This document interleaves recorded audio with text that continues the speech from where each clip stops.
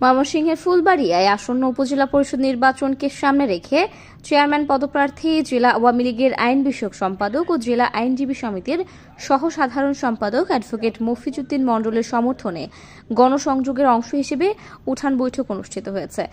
রবিবার সন্ধ্যার পরে উপজেলার বালিয়ান ইউনিয়নের ৯ নং ওয়ার্ডের বৈদ্যবাড়ি বাজারে স্থানীয়দের আয়োজনে উঠান বৈঠকে প্রধান অতিথি হিসেবে বক্তব্য রাখেন অ্যাডভোকেট মফিজউদ্দিন মণ্ডল। এ সময় বৈদ্যবাড়ি এলাকার বিভিন্ন রাজনৈতিক এবং সামাজিক ব্যক্তিবর্গ বক্তব্য রাখেন। বক্তারা বলেন, বালিয়ান ইউনিয়ন পরিষদের সাবেক সফল চেয়ারম্যান ও বালিয়ান ইউনিয়নের কৃতি সন্তান অ্যাডভোকেট মফিজউদ্দিন মণ্ডল উপজেলা পরিষদ নির্বাচনে চেয়ারম্যান পদে প্রার্থী হওয়াটা বালিয়ান তথা উত্তরাঞ্চলের মানুষের জন্য অত্যন্ত আনন্দের।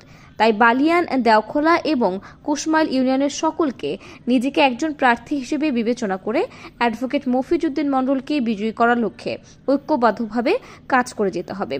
উঠান বৈঠকে প্রধান অতিথির বক্তব্যে মফিজউদ্দিন মণ্ডল ফুলবাড়িয়া উপজেলাকে সুন্দরভাবে গঠনের লক্ষ্যে সকলকে সঙ্গে নিয়ে কাজ করার প্রত্যয় ব্যক্ত করেন। বলেন, ফুলবাড়িয়াকে স্মার্ট উপজেলা হিসেবে গঠন করতে হলে সকলকে ঐক্যবদ্ধ হয়ে কাজ করে যেতে হবে।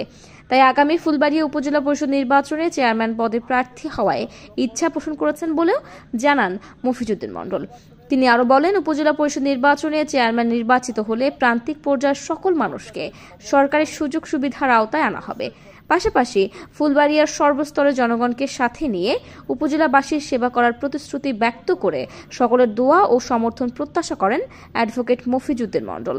উল্লেখ্য, আসন্ন নির্বাচন উপলক্ষে ফুলবাড়িয়া উপজেলা পরিষদের চেয়ারম্যান প্রার্থী জেলা আওয়ামী লীগের আইন বিষয়ক সম্পাদক, বালিয়ান ইউনিয়ন পরিষদের সাবেক চেয়ারম্যান, বাংলাদেশ চেয়ারম্যান অ্যাসোসিয়েশনের আইন সম্পাদক অ্যাডভোকেট মফিজউদ্দিন মণ্ডল উপজেলার বিভিন্ন ইউনিয়নের হাটবাজারগুলোতে গণসংযোগ চালিয়ে যাচ্ছেন।